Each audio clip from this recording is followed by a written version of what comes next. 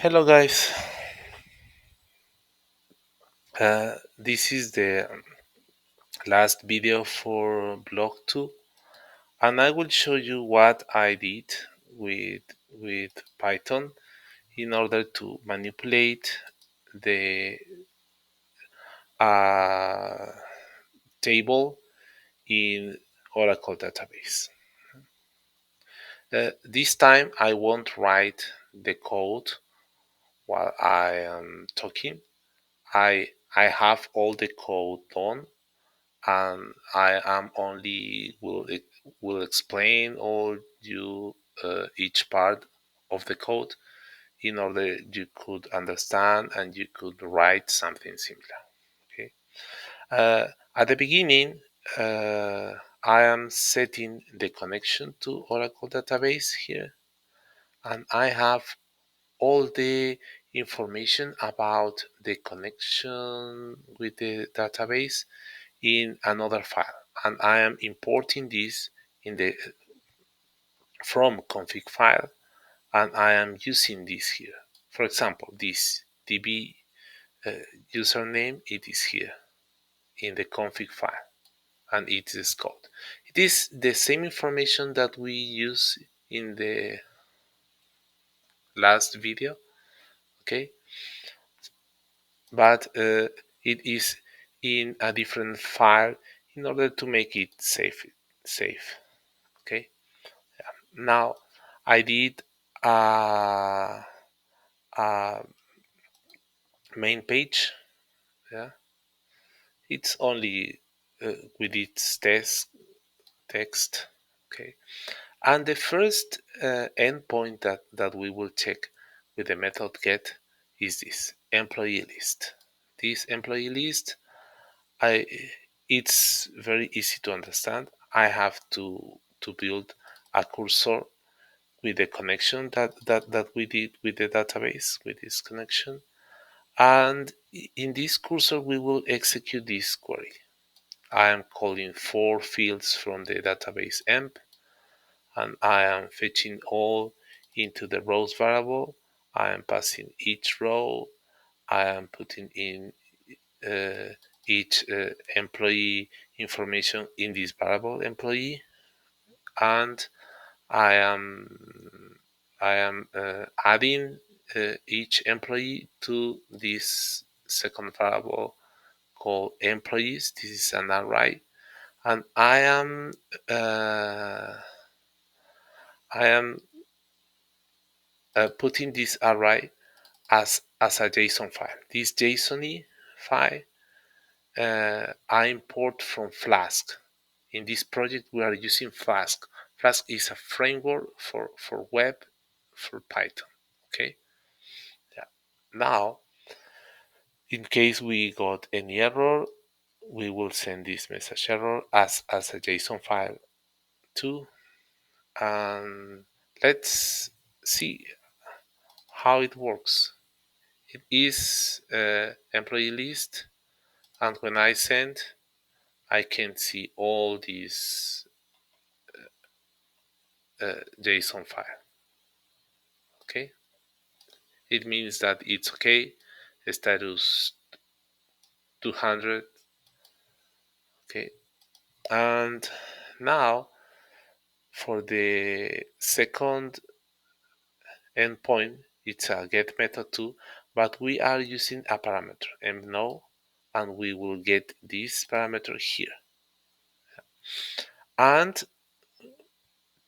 in the query, I am using this because I want to replace uh, with the format command uh, with the code that we are getting,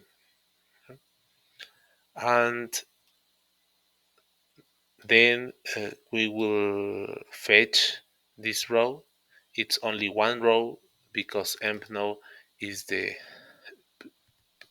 primary key.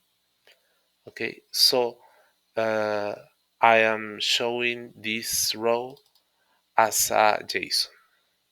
We can check this For example, we will get one code, this code, okay, and we will put this that it is our parameter, and we can get only that information, only the information of this employee. Okay. Uh, uh, I forgot to say that I'm using standard client in order to test all the endpoints. Okay, it's very easy to handle. You only have to call it from extension and install it. Okay. Now, in the third endpoint, we will use a post method in order to insert. But in this case, you can see that I am using bind variables. These dots with the n means that a value of a variable should be here. Okay, that's why when we execute the SQL, we have to put the values. The values are all the values that we need to replace this. Okay, yeah. In this case, uh, as you can see, uh, a difference with the previous endpoint, we don't need to put when it's a string the semicolon, yeah, because bind variables get the value as it is, and it uses it uh, against the database. Okay, so at the end we have to perform a commit because it's an insert, and we can see how does it work. Okay, I have this user Marco, and I will send it, and it says employee has been registered. How can we notice that it exists or not? We can ask for 1000 code, and it exists. Okay, okay, and then we can do an update. It's very similar. We have to use put. When you perform an update, you should use post. When you perform oh, I'm sorry, an insert is with post, an update is with put, and a delete is with delete. Yeah? Uh, we are using bind variables here too. Yeah? So when you execute the update, you have to pass the SQL string with the values. Okay, all the values here, and we perform a commit again. And if this perform an update over any line in the table, it uh, this variable row count will be one or or more than one. So in this case, we will get this message, and in case it couldn't find the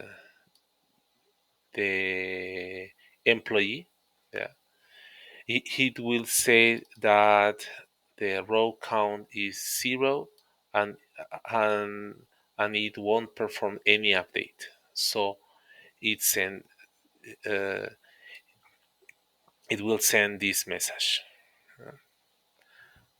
We can test it. For example, this is the update. Now the user Marco, it's only Marco. What do you think if I change it with Marco n dot? I will send. It says that it was modified, and if we ask again for the user 1000, it says that it is Marco n. Okay. So it's okay. Yeah. And if we put some other code that it doesn't exist, for example 2000, here 2000, it will say no employee was modified because it couldn't find any employee with 2000 code. Okay. The delete is very similar. It's a delete, and we have to call the SQL with values.